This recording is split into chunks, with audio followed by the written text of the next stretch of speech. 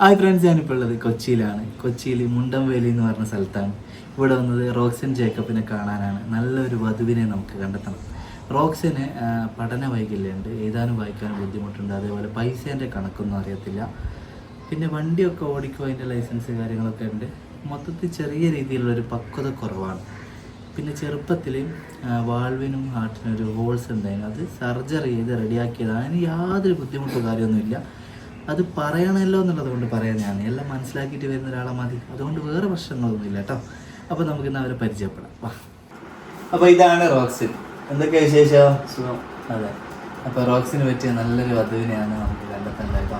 റോക്സിന് എത്ര വയസ്സായി? 30 വയസ്സായില്ല? എവിടെയാണ് ജോലി ചെയ്യുന്നത്? Super market. റിലയൻസ് സൂപ്പർ മാർക്കറ്റിലാണ് അല്ലേ? അത് എവിടെയാ? ഇവിടെ നമ്മുടെ വെള്ളത്തോട് കാക്കനാടാണ്. അപ്പോൾ അത് ശരി. എത്ര സമയം വർക്ക് ഉണ്ടാവും? 8 മണിക്ക് 5 മണിക്കാണ്. വൈകിട്ട് 5 മണിക്ക്. ഇവര് ശരിക്കും നമ്മുടെ സ്വന്തം വീടാണ് കേട്ടോ. ഇവർ കൊച്ചിക്കാർ തന്നെയാണ്. പിന്നെ അമ്മേൻ്റെ നാട് അങ്കമാലിയിലാണ്, അച്ഛൻ്റെ നാട് കൊച്ചി തന്നെയാണ് അല്ലേ? ഇവിടെ സെറ്റിൽ സ്വന്തം വീട് കാര്യങ്ങളൊക്കെയാണ് കേട്ടോ. 2 മക്കളാണ് ഉള്ളത് അല്ലേ? 2 മക്കൾ, ഒരു അനിയൻ ഇവിടെ വർക്ക് ചെയ്യുന്നതാണ്. പിന്നെ അച്ഛനും അമ്മയും ഒരു സന്തുഷ്ട കുടുംബമാണ്. നമുക്ക് ഇവിടത്തേക്ക് വരുന്ന നല്ലൊരു വധുവിനെ കണ്ടെത്തണം. ജില്ലയൊന്നും പ്രശ്നമില്ല നമ്മ പറഞ്ഞിട്ടുണ്ട്. പിന്നെ റോക്സിൻ്റെ ഒരു ബുദ്ധിമുട്ടുണ്ടല്ലോ, അതായത് പൈസേൻ്റെ കണക്ക് അങ്ങനെ റോക്സിന് അറിയത്തില്ല അല്ലേ?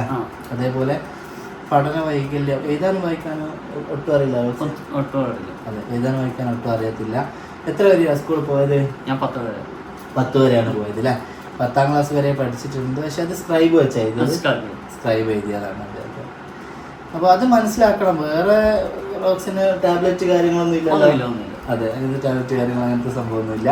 പക്ഷേ ഈ ഒരു പഠന വൈകല്യം, പൈസേനെ കണക്ക് അറിയുന്നില്ല എന്നുള്ളതൊക്കെ അറിഞ്ഞു വരുന്ന കുട്ടിയാണ് വേണ്ടത്. അതൊക്കെ മേക്കപ്പ് ചെയ്യാൻ പറ്റുന്നൊരു ആളായാൽ അത്രയും സന്തോഷമാണല്ലോ.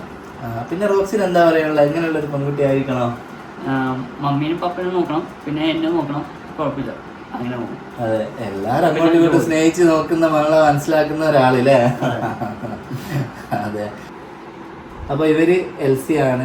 നമുക്ക് ഏത് പിന്നെ യോക്ക, ബെറ്റ, സുറിയാനി, അങ്ങനെ RC അങ്ങനെ വിഭാഗങ്ങളുണ്ടല്ലോ, അതൊന്നും കുഴപ്പമില്ല. ഇതൊക്കെ നമുക്ക് ഓക്കെയാണ്. പിന്നെ വേറെ എത്ര വയസ്സ് വരെ നമുക്ക് പറ്റും?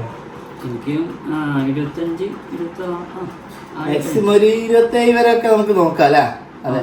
ദൂരം നമ്മൾ ഏത് ജില്ലയാണെങ്കിലും നമുക്ക് കുഴപ്പമില്ല. കോട്ടയം, പാല, ഇടുക്കി, പിന്നെ നമ്മളെ ആ ഏരിയ ഒക്കെ ഉണ്ടല്ലോ, അങ്കമാലിയിലെ, എറണാകുളം ആയാലും ഒന്നും നമുക്ക് കുഴപ്പമില്ല. അവിടെ നിന്നൊക്കെ ആലോചനകളായിട്ട് നിങ്ങൾ മുമ്പോട്ട് വരിക. പിന്നെ എനിക്ക് പറയാനുള്ളത്, നമ്മൾ ഈ വീഡിയോ കാണുമ്പോൾ ചിലപ്പോൾ നിങ്ങളുടെ അയൽവക്കത്ത് ഉണ്ടാവും, നിങ്ങൾക്ക് അറിയുന്ന മക്കളുണ്ടാവും. അപ്പോൾ ഇത് അവർക്ക് പറ്റൂല എന്ന് നമ്മൾ ആദ്യം ഡിസൈഡ് ചെയ്യരുത്. ഒന്ന് സംസാരിക്കുക, വിളിക്കുക, സംസാരിക്കുക, പറ്റുമോ കാര്യങ്ങളൊക്കെ അങ്ങോട്ടും ഇങ്ങോട്ടും സംസാരിച്ചിട്ട് ഓക്കെ ആണെങ്കിൽ നമ്മളതിലൊരു മുൻകൈ എടുത്താൽ 2 ഫാമിലിയാണ് അല്ലേ? ഒരു കണക്ഷൻ കിട്ടുക, ഒരു ഹസ്ബൻഡ് ആൻഡ് വൈഫ് ആവുക എന്ന് പറയുന്നത് ഒരു വലിയ കാര്യമാണല്ലോ. അപ്പോൾ തീർച്ചയായിട്ടും അങ്ങനെയുള്ള ആളുകൾ നിങ്ങൾ കണക്ട് ചെയ്ത് കൊടുക്കണം കേട്ടോ. ഓരോരുത്തരും ഉത്തരവാദിത്തം എടുക്കണം. ചെറിയ എന്തെങ്കിലും ശാരീരികമായിട്ട് ബുദ്ധിമുട്ട്, അതായത് ചെറിയ കൈക്കാലിന് ചെറിയ മൈന്യൂട്ട് വിഷയങ്ങളൊന്നും നമുക്ക് പ്രശ്നമില്ല.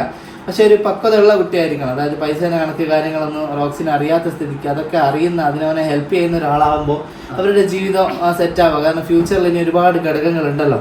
മക്കളെ വിദ്യാഭ്യാസമായാലും മക്കളൊന്ന് പഠിപ്പിക്കാനും അങ്ങനെ പല സിറ്റുവേഷൻസ് വരും. അപ്പോൾ കുറച്ച് രീതിയിൽ പഠന വൈകല്യം ഇല്ലാത്തൊരു മോളായാലും അത്രയും സന്തോഷം.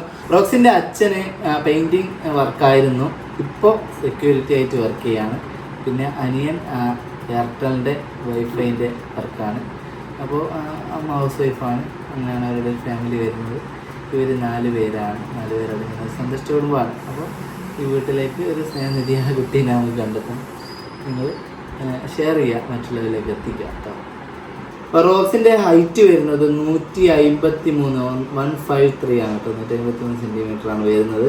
വെയിറ്റ് ഒരു 50 കിലോ ആണ് അല്ലേ വരുന്നത്? ഓക്കെ. അപ്പോൾ ഹൈറ്റ് അധികം പിന്നെ തടിയും ഹൈറ്റും അവനനുസരിച്ചുള്ള ഒരു കുട്ടിയാണെങ്കിൽ എത്രയാണ്? റോക്സിൻ ജസ്റ്റ് ഒന്ന് വരുന്നിട്ടോ. ഇതാണ്, ഇങ്ങനെയാണ് അവൻ്റെ ഒരു ഹൈറ്റ് വരുന്നത്. അപ്പോൾ അവന് കൂടെ നടക്കുമ്പോൾ ആ ഒരു ഹൈറ്റും അതൊക്കെ ഒത്തൊരാളാകുമ്പോൾ ആണല്ലോ. അപ്പോൾ വേറൊന്നും കാര്യമായിട്ട് പറയാനില്ല. പിന്നെ റോക്സിനെ നല്ലപോലെ അന്വേഷിക്കണം. അപ്പയോടും അമ്മയോടും പറയണം നല്ലപോലെ അന്വേഷിച്ച് ചെയ്യാൻ. അപ്പോൾ കല്യാണത്തിന് ശേഷമുള്ള ഒരു കാര്യത്തിനും എനിക്ക് യാതൊരു ഉത്തരവാദിത്വം ഉണ്ടാവില്ല. നിങ്ങൾ തന്നെ അന്വേഷിച്ച് ചെയ്യണം കേട്ടോ. വരുന്ന പെൺകുട്ടിനെ പറ്റിയും അതേപോലെ റോക്സിനെ പറ്റി നിങ്ങൾക്കും അന്വേഷിക്കാം. ഇരുകൂട്ടം അന്വേഷിച്ച് നല്ല രീതിയിൽ ഒരു ആലോചന വരട്ടെ. മാക്സിമം എല്ലാവരും ഷെയർ ചെയ്യുക, കൂടെ നിൽക്കുക. അപ്പോൾ അത്രയേ ഉള്ളൂ. അപ്പോൾ ഓക്കെ കല്യാണത്തിന് കാണാം. കല്യാണം എത്രയും പെട്ടെന്ന് ഉണ്ടാവട്ടെ, അതിനുള്ള ഭാഗ്യം ഉണ്ടാവട്ടെ.